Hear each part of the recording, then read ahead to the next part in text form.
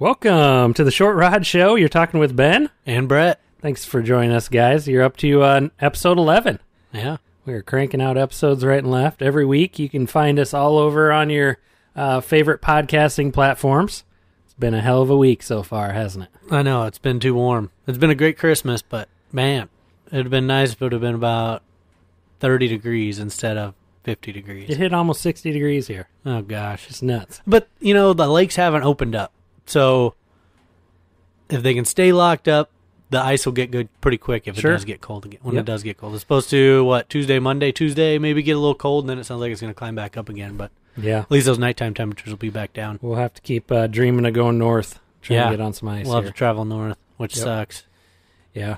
It's just been a little bit rough around the Midwest lately. I mean, see some reports of already some people going through the lake, some four-wheelers. Then if you get too far north, then those guys just have piles of snow. So there's like a sweet spot. Yeah. A little bit north, but not too far north. But if you go south too far, you go north too far. And we're definitely not in the sweet spot here. Ice sucks. Yeah. No. Yep. I actually went out on Christmas Day, did a little spud barring on the little lake. Oh, did you? Yeah, it was okay. It probably would have been okay to try and fish, but the way that forecast was looking, I was just very wary of it. That one across the street from your house? Yeah.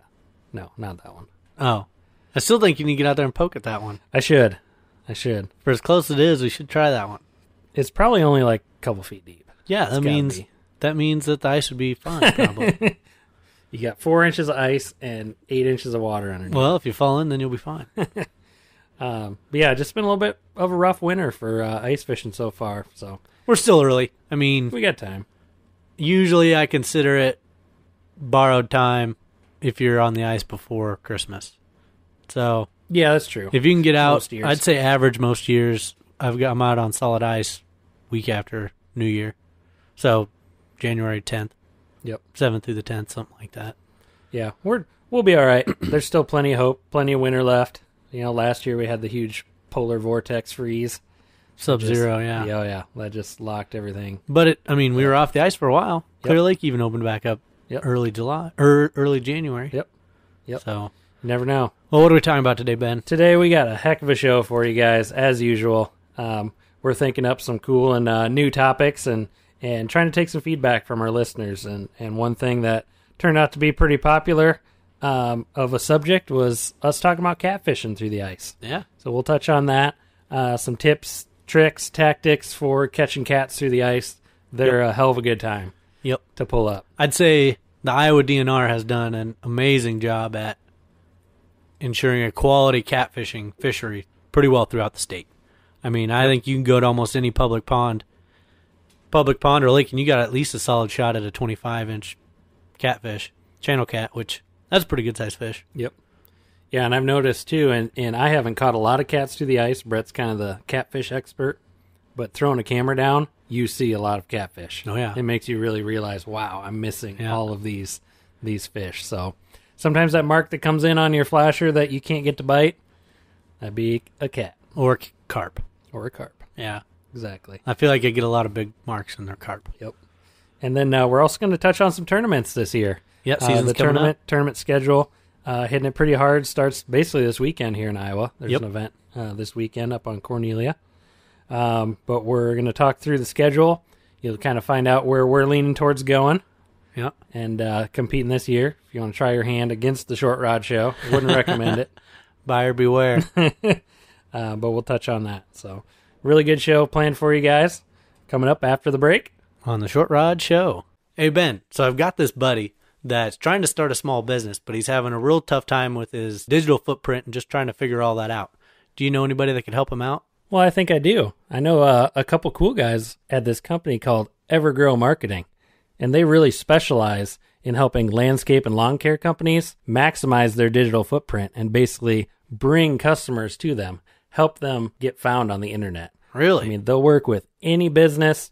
They're really looking to expand, and if you tell them that Ben and Brett sent you from the Short Rod Show, you can get 10% off your first order. Really cool. If you're interested in the Evergrow Marketing team and what they have to offer, check them out on evergrowmarketing.com and tell them Ben and Brett from the Short Rod Show sent you. You know, Brett, I was poking around on Facebook the other day, and I could just not find the Short Rod Show. What's the deal? Oh, you just got to punch us in on Google. What do you mean? We show up on Google already? Oh, yeah. The Evergrow team hooked us up. Holy cow. That's awesome. Yeah. Good deal. I'll try that now. Yeah, right. You just punch in Short Rod Show, and we'll come up on our website, shortrodshow.com. It'll come up on Podbean, Stitcher, Spotify, and Apple Podcasts. Awesome. So people can find us all over now. Yeah, all over the internet. That's great. We're also on Instagram, too. I've been trying to keep up with that. Posting some cool pictures. When we're out on the ice, you can check us out there, too. Yeah, sweet updates. Awesome. Check us out, guys.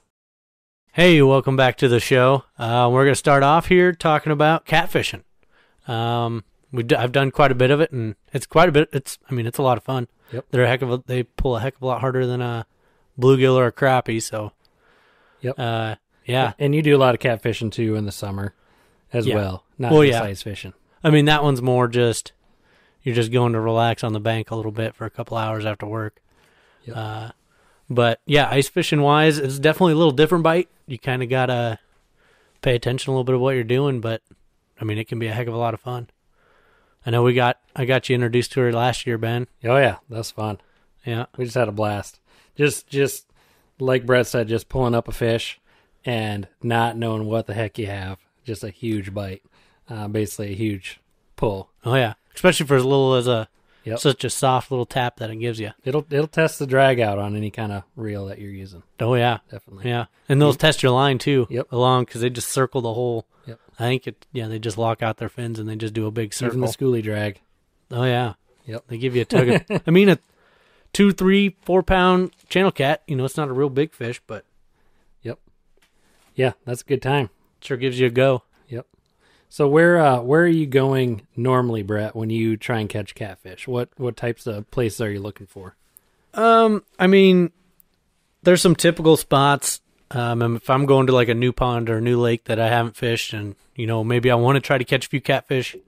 One thing you got to kind of keep in mind is that they're extremely stacked up in the wintertime. I mean, they're in 90% of the catfish that are in a pond or a lake are going to be in a very small area. So they're not all that easy to find all the time. Mm-hmm. I mean, they might be stacked up in one spot or another, or you might just be 5 or 10 feet off of them and you don't even see the school. Like we did on Rock Creek. I mean, you saw how stacked up they were. If you got 10 or 15 feet out from either side, 20 feet, you didn't see anything. So that's kind of what makes them a little elusive. But as far as locations and structure, you're looking for deep parts of the lake or pond, looking for, if you can find a deeper part with some wood or some sort of structure, some rock or something kind of to hold them up down there. Another way that I've had good luck finding them is towards the end of the season when the shad start to die off in those lakes and ponds. And that's really what we experienced there on Rock Creek also was, I mean, we were digging up holes and frozen shad guts were coming out of that hole. And then we were just, piled up on channel cats. They were probably coming up and grabbing them under the ice. Oh, too, yeah. And eating that for food. Yeah. I mean, they were biting a little bit on the wax worm I'd send down there, but once I hooked a piece of that shad gut on there, it was within 10 seconds. I couldn't even get down to the bottom. Yep. And that's what I think is cool about using that kind of bait, even if it's like a salted bait or whatever. Just having something that is a little different and something that they're used to seeing. That's a good point. Yep. So, anywhere that those dead shad, especially later in the season, those dead shad will collect, that's going to be a very major point of interest. I don't care what else the bottom structure looks like. I don't care if it's 10 or 15 or 5 foot deep. That's where those fish are going to be. What about, you think Big Creek would have a good catfish bite? You can get on? Oh, yeah. There's some hogs in there. That'd be awesome. You just got to find, Big Creek's a lot of water. Yep. And there's a lot of deep water, and there's a lot of wood. Yep. There's just a lot of area to check out. That's the problem with Big Creek. Man, that are more opportunities then. Yeah, there's some hellacious opportunities. Cool. There's some hog daddy cats in Big Creek. Yep. Awesome. If you can just find those areas and get, I count it as a good day on Big Creek if you can find a school of anything out there. Yep. But yeah, if you can find yourself, you got a real opportunity at some 30, 32-inch channel cats out there on Big Creek. Yeah, and they're probably coming up over the spillway and coming back and growing in there for years and years now. Oh yeah, they're the big. Catfish population. Well, they still stock it too a little bit, but with cats, you think? Oh yeah. Oh, cool, good. DNR stock cats in everywhere. Yep. Keeps it interesting. Yeah, and they have a hellacious pretty much an endless supply of shad out there. Yep. So, I mean, that's my number one bait. If I'm going to directly go after a catfish, is I'm going to take some shad guts with me. I'll also have wax worms. Yep. But usually the best catfish bites I've gotten on is when I'm crappie fishing, actually. When I'm still looking for a lot of that similar structure to kind of that basin area, and you just kind of happen upon a stacked up pile of catfish. And a lot of times I've had them where they're coming in suspended. I mean, they're not. Okay. Usually if I've been on a bite where I'm catching more than one, where I'm catching 4, 5, 6 of them, they're always been suspended. I rarely have caught them off the bottom. Now they're not typically real big fish at that point. I mean, you got kind of your mid-size. Sure. I don't know, 2 to 3 pounders. But when you're crappie fishing, that's a heck of a pull. Oh yeah, and those are good eating too. Yeah. That's perfect. And as far as jigs and weights and baits and lures, one thing you got to keep in mind, I mean, I've caught them on everything. I mean, I've caught them all the way from little tungsten jigs all the way up to my spoons and whatever. But if you specifically want to target them, make sure you get after it. You got to watch out for that. They kind of got a sandpaper tooth line on top. You need a hook that's got a long enough shank to kind of get back there and hook up around it. Otherwise, what you'll find is you'll set the hook into them, you'll feel the pull, and then they'll be gone. Okay. Just because you don't get the hook into them. So like a rattling flyer would not be long enough. Oh, no, that's been my primary one. It is long enough. Yeah. Oh, yeah. All right. Yeah. Well, what happens there is a lot of times you get them on the outside of the lip. Yep. You can get them before it gets back to the cool sandpaper. So there you go, the rattling flyer. Yeah. That actually, the spoons have been real good to me. Calls them in. Yep. I think they can sense that too and come over and check it out. Yep. Well, and that's another thing is, I mean, it's a super light bite. I mean, for as big of a fish you might be catching in there, I've never had them where, even fishing with the schoolie, and they have that ultralight little spring indicator. I mean, I've never really had them where they pull that indicator all the way down. It's always just like a little half-inch to a quarter-inch, just a little tap. Yep. Real slow, like just tap, tap, tap. And then you just set the hook on them, and that's it. Like I said, they just lick it. And you're laying into them pretty hard when you set the hook on them. Yeah, just in case they don't have it into that sandpaper. Yep. You know, really I try to keep sharp hooks. Yep. That's cool. Yeah, catfish they're a good time. I think they're a little bit lethargic in the wintertime. That's probably what you're feeling. I don't think you're running a real tuned up one. No. That thing would pull you in. Yeah, that's true. Ice fishing, then pull your little rod through the water. That'd be cool. But I'm anxious to see maybe on the Mississippi this year we can get into some. Ooh, that'd be sweet. I saw they were catching a bunch of them up on Clear Lake the other day. Cats, huh? Yeah, a guy had like 7 or 8 of them stacked up there. Smart man. Yeah. Going after a little... well, it wasn't one guy. It was a couple guys. But yeah. But that species doesn't get a whole lot of pressure or a lot of respect, I feel like. In the grand scheme of ice fishing, it's the bastard child. It's probably one of my favorite ones to target once you can get on them. I mean, like I said, usually I'm out fishing for something else, and then I come across a pile of them. And the nice thing is, they might be real tough to track down and find in a body of water, but once you find them, they're going to be there pretty well throughout the winter. Mm-hmm. They don't travel and school a whole lot. Yeah, they might move a little bit throughout the the winter as it progresses. But I mean, if you're out there fishing fairly regularly, once every week or two, and you're able to kind of keep track of that school a little bit, they really don't move that far. So sweet, you can get on them, and it's a reliable bite year after year. That's one thing I've noticed on some of the ponds. Once you kind of find that spot where they want to overwinter at, it's a milk run. Yeah. Yep. And that goes the same way with like crappies and bluegills, where they can go through a cycle, or people can go on and fish them out. Yep. Catfish are pretty hardy. Like they'll survive in a pond that has almost no oxygen through the winter. You don't have to worry about it. You're not going to kill off the big fish like you would winter kill a regular pond with crappies and bluegills. They're going to die first.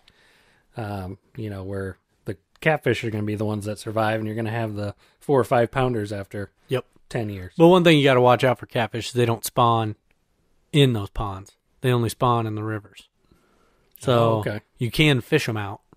If you're taking all of them out of there, you can fish them out. I didn't know that. But I think that's obviously why the DNR stock is so heavily, because they thrive in Iowa. Do they need current then to spawn? Or I don't know. Yeah, something like that. Thing? Yeah, something for their eggs or something. I'm not real sure. I don't know enough about it. I know the DNR stock enough from that. Yep. You can almost treat it as a put and take sort of deal. Oh, what? Put and take. Well, that's like what the trout is, where they put them in there and then they're there for people to take. The DNR puts them in and we take them. Pudding. No. That's awesome. Put and take. Cool. Yeah. Yeah, that's a fun species. And like I said, my extent of experience with that has been with you. Yeah. Well, what did you think? What was your setup the first time you pulled the cat to the ice? Where were we at? Here in town, or were we at? I think we were around town. Yeah, I was using the bullwhip. Yeah. Oh yeah, that bullwhip probably spun the drag on that little Samar tent like crazy. That's all they wanted. Yep, and that was a good fight. I mean, I was fighting it for a few minutes, nursing him in, and I think I had a few good bites before then too, where I set the hook hard, and you missed it because it hit the paper. And I had it for the first flip. Yep. Well, I almost guarantee you that they had it in their teeth, and then it popped out. Yep. But yeah, that was a blast. And then to pull those things up through the ice and just have a monster. Yep. I mean, there's always a reason that they're in a spot. They're not like crappies where they're just kind of roaming out in the middle of nowhere. I mean, everywhere where I've found them, there's a reason there's been there. I mean, there's either food stacked up right there. There's a decent piece of structure that's deep. Yep. Kind of deep water is kind of important if you're not fishing over food. And that was like 20-some feet deep. Yeah. Ish. Yeah. On some of that. So yeah, I'd say you want a decent backbone into your rod, something that you can really kind of give it to them. But I mean, I've seen people try to use like jaw jacker type things and that sort of stuff, and I don't know. I feel like that's kind of varied success just because it is such a light bite that they don't set it off. Yeah. Well, like you want. And I just made a couple homemade ones. Yeah. And we're really anxious to try them out. But you can set them a little bit. Talk a little bit about that. You can have them set a little bit. Pretty touchy, but they are a little sketchy. They're scary to be around. Talk a little bit about got a hook through my finger already on one. Testing out at home. Well, what'd you put together? Talk about the whole deal here. So, if you guys have seen the jaw jacker, it's an actual patented product. It's made out of, I don't know, some kind of aluminum or something. But basically just holds your rod in a loaded position, like a very unnatural load to the rod. It's bent over in half. And hooks your eyelet on the end. Then you set that up next to your hole, dangle your bait through, you thread it through a little like trigger kind of mechanism. And then when a fish pulls down on your bait, it's going to set it off, which immediately unloads the rod. It flings up, sets the hook, jacks their jaw, and gets the fish hooked. And it's kind of like a tip up at that point where, I've seen guys put like bells on. That's actually kind of a good idea. Just to know if you're going to have a fish on. So you're not just trying to watch it all the time. But then you can run over it, grab it, pull it out of there quick, and just reel it. And you can fight it with a rod and reel. Yeah. Or an automatic fisherman. I think those are the same deal also. Yep. Apparently they're banned in Minnesota. Yep. Iowa, not banned. No. Which is cool. So that's where we do the bulk of our fishing anyway. So I decided to go to Home Depot one night and just build my own. Watched a YouTube video of this guy. Had a cool design for 1-inch PVC, a few different parts, and then he used a paint can, like wire handle. Oh, to set the trigger, to make the trigger. Yep, which I didn't have any of those, so I used a coat hanger. But seemed to work. Seemed to work good. Yeah. Put that together. Actually, didn't even glue anything together. Figure we can disassemble it quick, throw it in a bucket that way. He was like using PVC glue and making it all solid and everything. Yeah. But yeah, took it out on a pond, tried it out, and I think I had a bite, but I went over to it. There's no fish. Wasn't heavy enough to set it? Yeah, I don't know. Yeah. I don't have enough experience with it yet. Time will tell. Yeah. See, I feel like you got to be fishing something fairly aggressive, fairly large. It's not something for bluegills and crappies. Yep. I really want it to maybe be for bass. bluegills and crappies. Maybe bass, walleyes. And cats, too. If we can get a pike. Catfish on it, that would be a blast. I'd be surprised.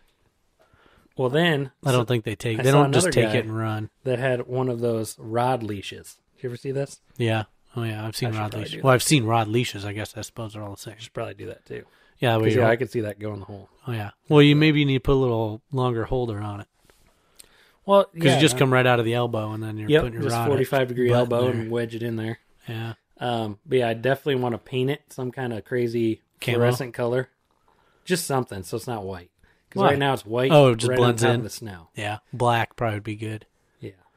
Yep. Just blue. something different. But it's a pretty cool idea. And if you guys want to make it, I mean, they're about $10 in materials. $10 materials, quick little video on YouTube. All you gotta do is Quick be able project. to cut. All you gotta be able to do really is cut some PVC and Which bend you can do a that piece with, of wire. Geez, anything.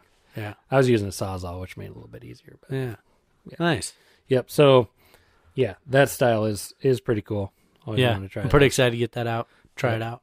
But that can be, we talked dead stick tactics a while back. There's your dead stick. There's another option. Yep. Set the hook. Yep. Rip their lip. Yep. Jack their jaw. Getting the catfish on it. That would be fantastic. So, what else you want to cover on catfish? Any other tips and tricks for aspiring catfishermen? Yeah, I'll touch on a few.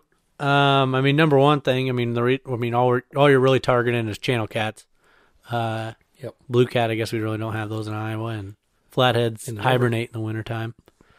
So, channel cats is really all you're targeting, and they're good eating in the wintertime. Kind of cleans them out a little bit. Yep. That cold water. I think any fish is better in the wintertime to eat. Definitely.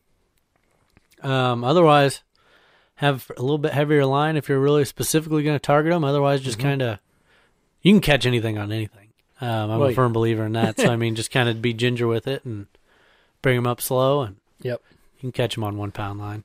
All you need is a schoolie and a schoolie jig.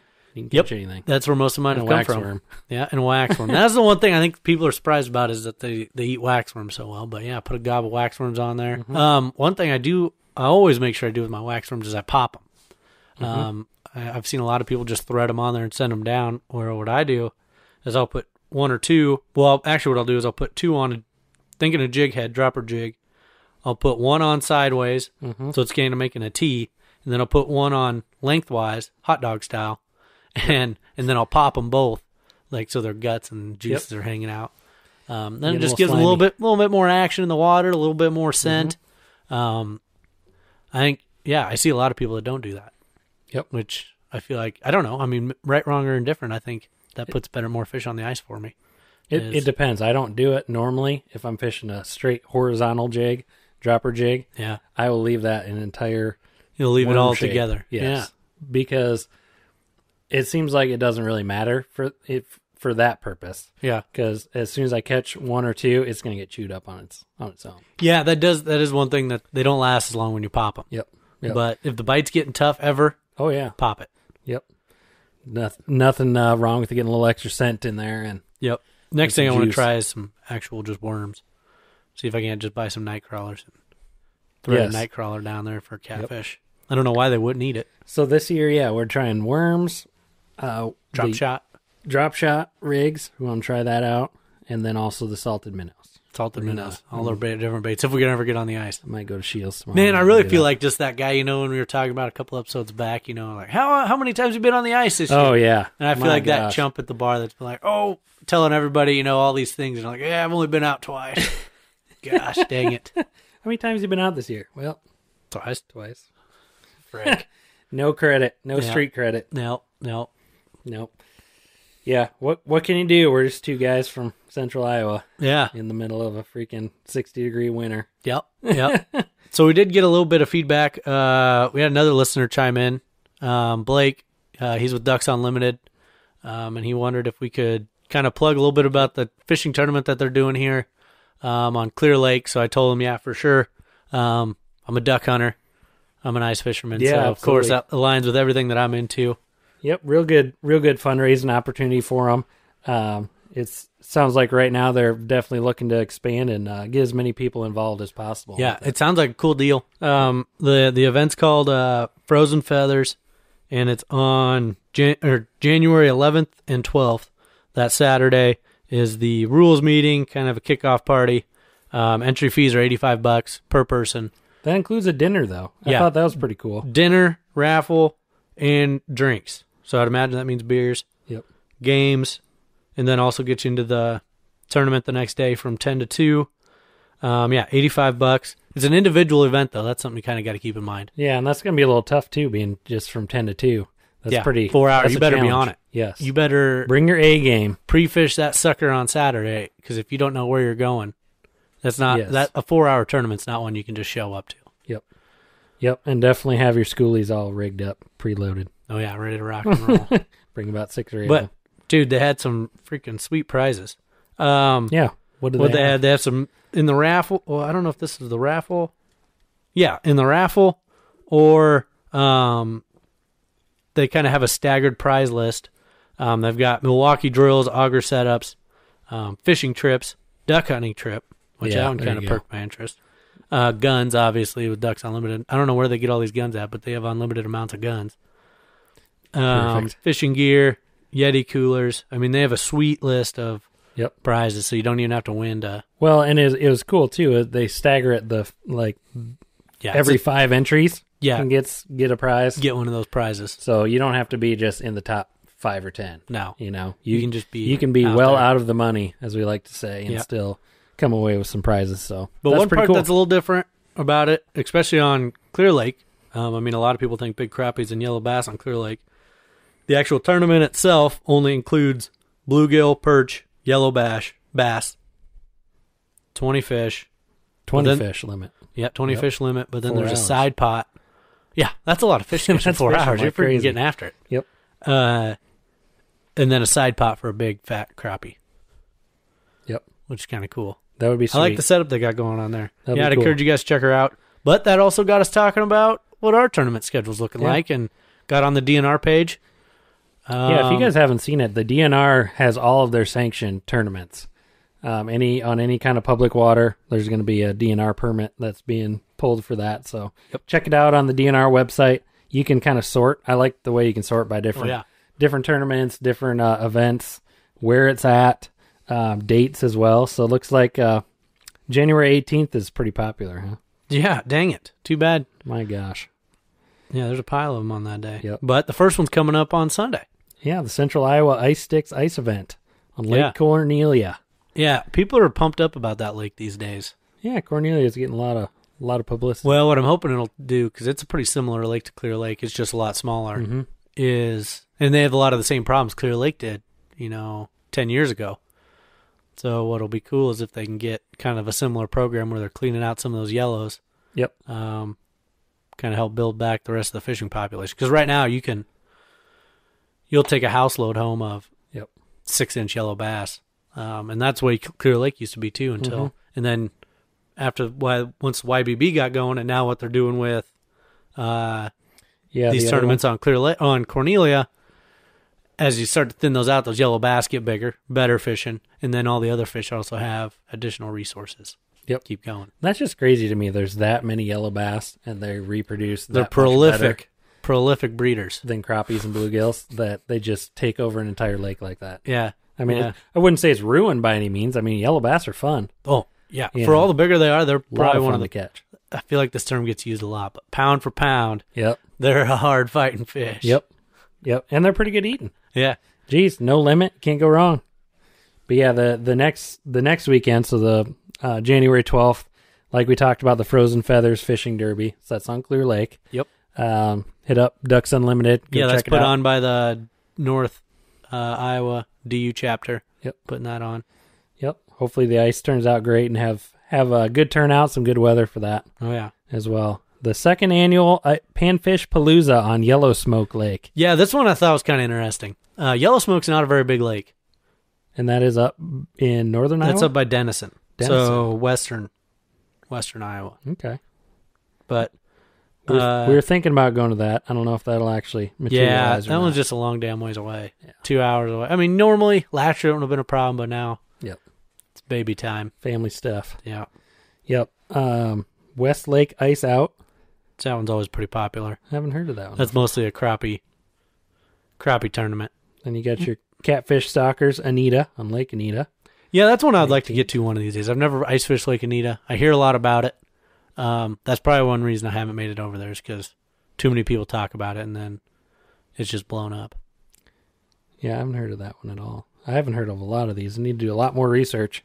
Yeah, come on now. The ICS 4th Annual Ice Fishing Contest on West Okoboji. Yep. On the 18th. There's a Passion for Panfish Pro Days. That one's not open to the public. Not open to the public. No. How can you get in on those? You got to have a passion for panfish, I guess. Send us a message.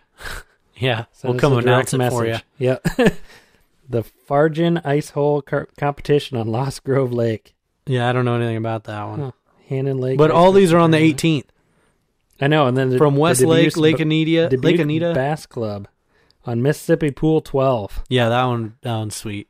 But that That'd be one cool. is open to the public too. Mm-hmm. And Five Island Yellow Bass. Five Bash. Island, West Bogie again. Oh yeah, it's the same tournament, 2-day tournament. The NAIFC Okoboji qualifier. That Five Island one has some sweet prizes also.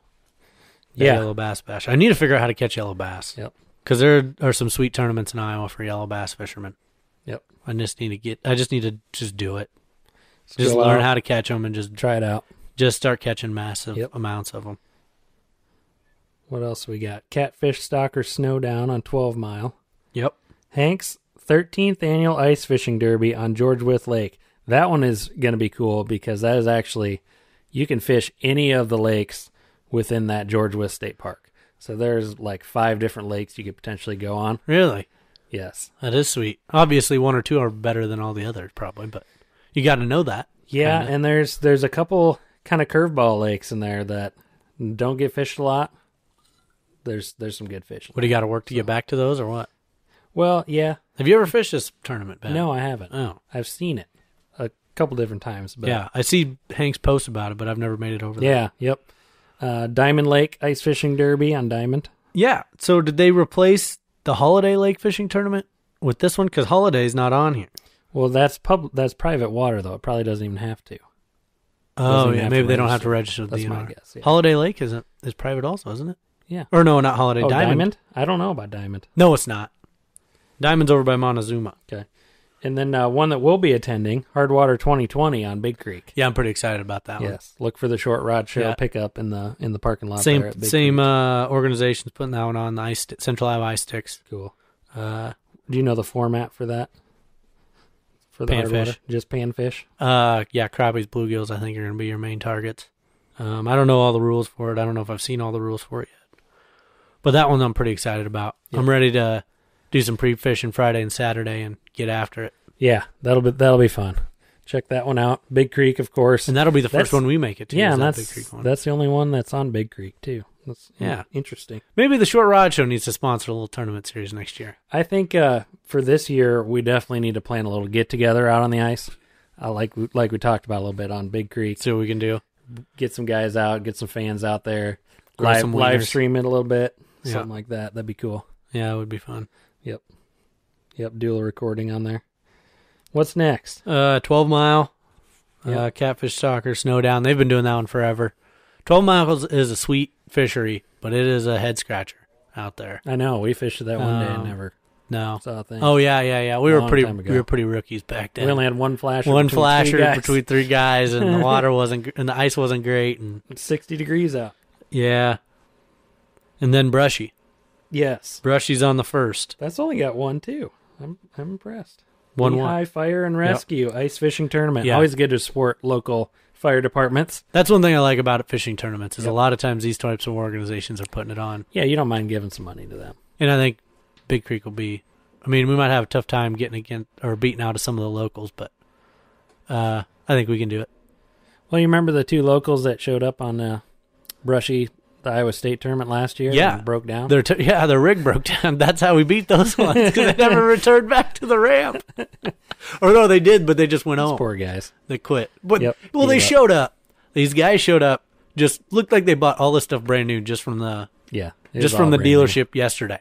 I mean, it was Brand a new sick side-by-side. looking side Ranger, and then they had their I believe it was an Otter. They were towing behind them. Yep. They had an aluminum rack with their brand new auger hooked up to it and everything. And right when and I think they were the only ones with They're the only ones with wheels. wheels. Yep. And they just tore ass Yep. out of there right at the start to the south end. To the south Yep, end. we know where we're going. And then on the way back, when we got back, when we showed up, and those guys didn't come back, and Tagger was like, "Yeah, he called me and he said he's broke down. He wanted to know if I could help him out." And I was like, "Shit, man, I don't know. I don't have anything I can help you with. I'm just What am I here. supposed to do? I'm out fishing. Can't drive my truck out there." Oh, those poor guys. Yeah, So, yeah, we'll see. We got some good tricks up our sleeves on Brushy. yeah. That's for sure. Always love going there. And then what was the other one you were thinking about? Dakin. Dakins Lake. Dakins Lake Ice Fishing Derby. We skipped a couple. 215. Oh, okay, yeah. Those are the ones we were probably going to go to. Yeah. You never know. The ones we think we're hitting up, you Big might see Creek. the Short Rod Show. Short Rod Show, likely we're going to hit Big Creek, Brushy, Yep. Dakins. Those are those just happen to be the closest ones to our location also. And then, there's Mississippi River Pool 10 for the Cy McGill Ice Fishery. Then there's Lake Meyer Derby. Obviously, the Yellow Bass Bonanza, Clear Lake. All these. Yep. If I had time, I'd just quit my job and I'd just be a tournament ice fishing. You could pre-fish all week. Yeah. And you just go out for the one day on the tournament and just do exactly what you were doing every day of that week. Maybe next year I'll just take the January and February off and just ice fish. Oh, that'd be cool. Tournament ice fish. Yep. Travel the world. That would be a blast. And then we wrap up the season again on Lake Cornelia. Yeah, it seems Yellow Bass Crash. Yellow Bass again. Seems like there's not a whole lot of tournaments. There is, but they all fall on that one day. Yep. They all freaking fall on the 18th. The 18th of January. Yeah. Last year, I don't know if you would have been able to fish half those lakes on the 18th. So, hopefully that doesn't hurt a lot of those tournaments just having that much competition for anglers. Oh, I'm sure it will a little bit. Yep. But it is what it is. But, really, if you guys haven't participated in a tournament, go out and try it. Yeah. It's not just diehard guys. You may think we're diehards. We're really just out to have a good time. I'd say we're leaning towards the closer edge of diehard than we are on the closer edge of. We have a plan when we show up to tournaments. Yeah. Yeah. The number one thing I'd say tournament fishing wise is pre-fishing. Yep. You have to. Yep. Otherwise, you're just going out there blind. You don't have to be the best fisherman in the world, but at least within that week, leading up to the tournament, you need to have fished that lake. Yep. And at least have an idea of what fish you want to target, what baits you want to use, and what depths you need to be at. Yep. And a few spots, ideally. We were at some tournaments last year that, pre-fishing wise, I didn't catch any fish. And then, tournament day, we turned her on and put a limit together. But you just never know. But that's partially too because I wasn't able to pre-fish. No. So you're out there on your own just trying to find spots. Yep. And having two people versus one is twice as good. At the very least, I got intel on conditions. Yes. I knew what kind of the snowpack was looking like. I knew what the ice was looking like. Yes. I knew how far we were going to have to drag our sleds and stuff. And an idea of what kind of structure we were wanting to fish. Yep. And that's worth a lot, too. Yep. Because, if you're just going to do this to go out and have fun, that's great. Yep. You can go have a great time, donate to some good causes, too. Oh, yeah. On a lot of these. Definitely. If you're out in it to win it, pre-fishing. Which I'm a little competitive, so I'm usually in it to win it. Yep. If I'm going to spend my money on it, I just will try to give myself the best odds. Yep. But, what was I going to say? Oh, yeah, even the big-time tournament pan fishermen, they don't even drop a line in the water. They're just dropping cameras down there to see what fish are down there. Yes. That was interesting. Yeah. We're not quite to that level yet. Yeah, we got the camera. There. We just have some cloudy water, so you'd have to punch a lot of holes. Yeah. To see what you're looking for. Those old Panoptics guys are going to catch up to us one of these days. Nah, we'll be all right. Not too worried about it. We got our sense of direction and a couple schoolies. Good. That's all we need. Yep. Well, Ben, you got anything else you want to add to that? Good deal. Yeah, no, talking tournaments got me all fired up. I know. Ready to get out there and I'm jazzed. I'm just ready to get out there. I'm just tired of being at home. Yeah, we scratched the itch a little bit, but definitely. I was really hoping to get out here over. Itchy. I was really hoping to get out here over Christmas at some point, but just didn't happen. Family stuff. That's the sort of deal we were wanting, to highlight with this podcast is life happens too in between fishing. It's not all just those diehard guys that live out there fishing. Yep. Yeah, and with that too, a little story. My initial plan this Christmas was to hang out with the wife at home and go ice fishing. Yeah. And wanted to go somewhere close. Yeah. That was going to work out perfectly till the weather turned. We were within, a week of having that, not even a week, of having that be feasible. You could have done it, but then you would have hit the situation where she probably wasn't all that comfortable being out there. Well, and to tell you the truth, I wasn't all that comfortable when I spudded that one lake. Because you could tell the ice had been good at one point. Yeah. And there was enough but then now you could just kind of tell it's gone down. Yeah. It's melted some, and so your thickness wasn't there, and then that day was going to be like 60 degrees. Was there still water on top, or was yeah. it all dry? Oh, and it hadn't froze. I mean, it was... Well, if there's water on top, you're all right. Because that means your water is not porous yet, or your ice isn't porous yet. It still was only 3.5 spud bar hits to go in. And I would have tried it. Yeah, middle of the day, it's going to... Yeah. We were just going to lounge up. around till in the afternoon and then go out like 2 o'clock in the afternoon, 60 degrees. It's like, well, the problem you see now with all these lakes is they're dry. There's no water puddled up on top. Mm-hmm. So that means that the ice has got holes in it. It's porous. Perforated, yeah. And now that water drains through it. Then you're in trouble. That's a bad deal. That's bad. It just scares me when lakes haven't froze over at night. Yeah, that's a problem. Like 4 days straight, it's been like 40 degrees at night. Yep. It's like, yeah. But it is encouraging that it's still frozen. Oh, yeah. Because now the water is still... Well, and the ice is still clear, so that's good. Yeah. But it wouldn't take a whole lot. I don't think we'll have to travel too terribly far north. Yeah. Find ice. We'll see. Maybe north of Highway 20. Yep. Have to go do a little spudding around. Yeah. Go poke it around. Yep. Don't just trust it that someone else is out there. Oh, yeah. And, like, Facebook is good for a lot of that. What's the ice conditions like? That just drives me nuts, though, all the time. What was I listening? Speaking of Facebook, I was looking at a post today. Oh, a guy had posted his homemade auger adapter for his drill. So he had his auger, had his homemade adapter, had the drill. Nice. And he had welded this T onto it to keep it, obviously, from falling in the water. Sure. And that was the funniest freaking thread I've watched. I've listened to Facebook, or read on Facebook in a long time. He's like, "Oh, that's a nut buster right there."